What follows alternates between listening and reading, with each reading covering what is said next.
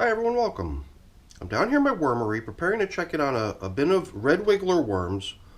It's a system that's been in service for 269 days now, making it, with the exception of my Vermibag Mini, making this system here on the bench in front of me the oldest of my active systems. And during the last check-in, we broke away from something that had been happening in this system almost the entire lifespan of this system. Was we were doing what we refer to as pocket feedings. So let's see, clockwise is this direction. So we kept changing the corner in a clockwise pattern every time over the course of 18 feedings.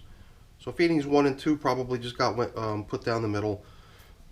The 18 following feedings were always placed into a different corner, always making for an interesting check-in. And last time we converted the system to not following that pattern anymore, but the side of the bin that was most recently fed, I don't remember which side it was, we marked it, I believe. That was the side that we decided to just stick with at this point and try to get the worms to move over to that side. So in effect, we've initiated the migration of the worms out of their finished castings, and their finished castings look really nice. So we're going to kind of make it official though. So regulars on my channel will know, once you see one of these things, this is when it gets real. Perforated cardboard, my secret weapon. So let's get a glove on and get started.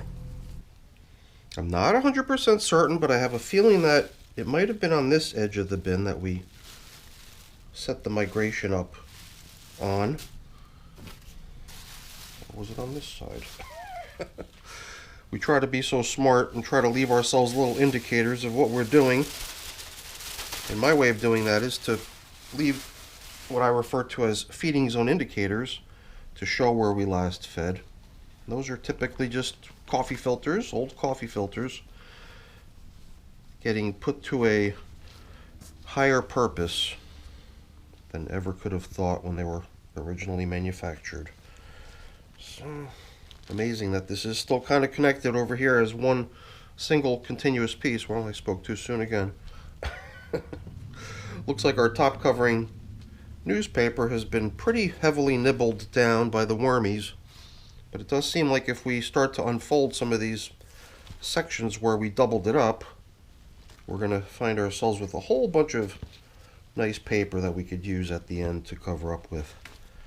So let's play with that at the end when we're ready to drape it out. I've been thinking that maybe the way to drape that out at the end would be to figure out where we fed, and it's looking to me like it might have been this side. Luckily, what we're feeding them today includes a replacement coffee filter. It's a day's worth of coffee, in addition to pumpkins, I forget what the name of these things are, and a piece of banana bread where the big bonus is on the back side. Nice and moldy piece of banana bread. So we're going to be beefing up the feeding zone, which I believe was on this side, trying to get the worms to move out, and then we're going to even try to protect our lovely castings from getting contaminated by any of the materials that we use over here, and erect a little partition. You know, last time we sprinkled all kinds of leafy matter out onto the top surface, in addition to placing those pieces of newspaper out here. I could see little signs of it here and there, just a little tiny fragment of leafy matter here and there, but it seems like the worms came up for that stuff. And it was sprinkled out pretty thoroughly across the whole top surface, so that's pretty cool. Let's I guess, maybe we'll take a peek in the feeding zone.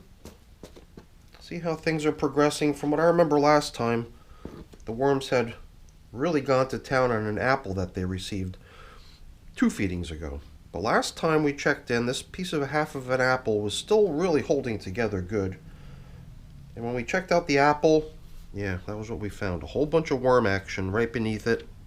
Something about the apple, it really takes them quite some time to work their way through it. But you could see right beneath the apple, really big pile of wormies.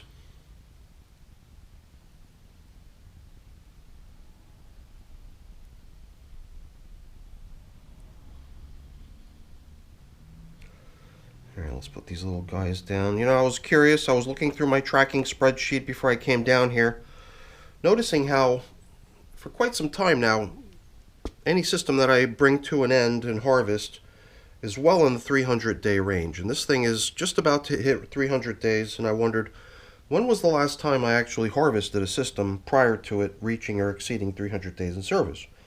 And I had to go back a whole year. In fact, it was 1 year ago yesterday that I harvested a 280-day-old system and hauled out the worms and brought that system to an end after that much time.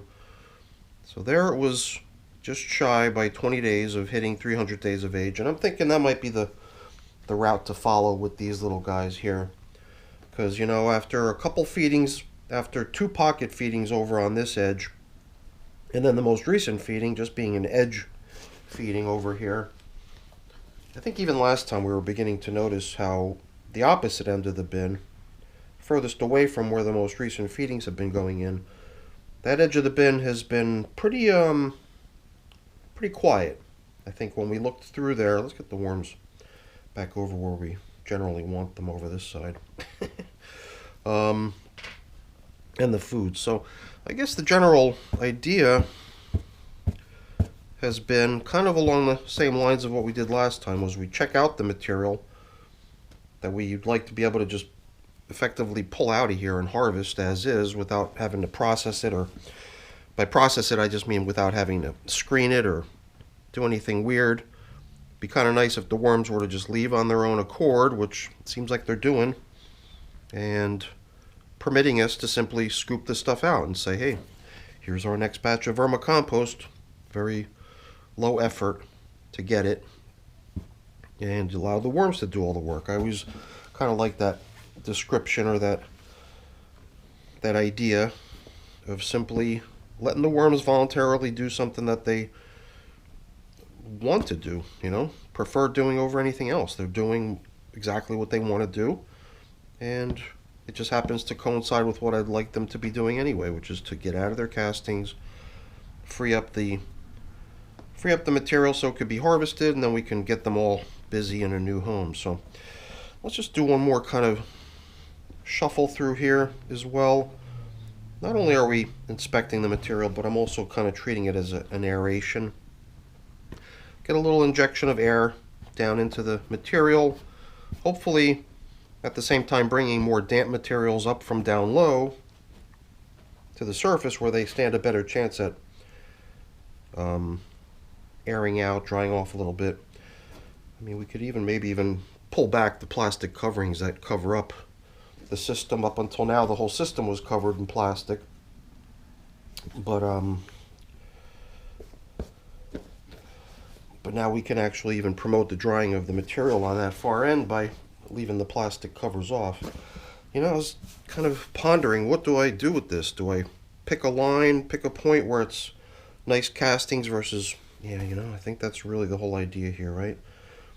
To really keep in that thinking that in the end what you can really do is scoop out the nice finished stuff, and everything else on the other side is stuff that the worms are welcome to hang on to, probably take to their new home when the time comes.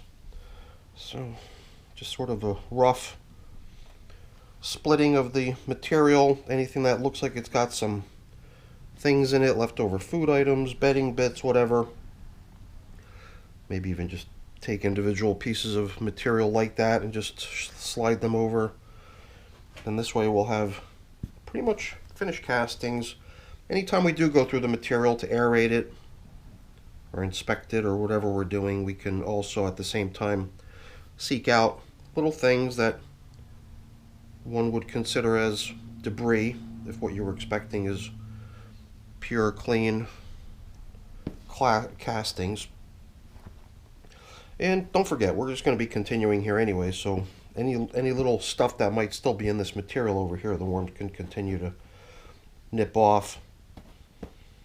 And then at some point when we do finally decide that it's time to move the worms on into their new home, that'll also be a chance to pick out any stuff that they need to continue working on and bring it with them into their new home. So before we do anything more, let's kind of mark the spot where this is going to go in. I've I've done a few of these recently where I've not perforated the cardboard, but this time I figured let's do it. Let's go with the whole shebang the way we normally do.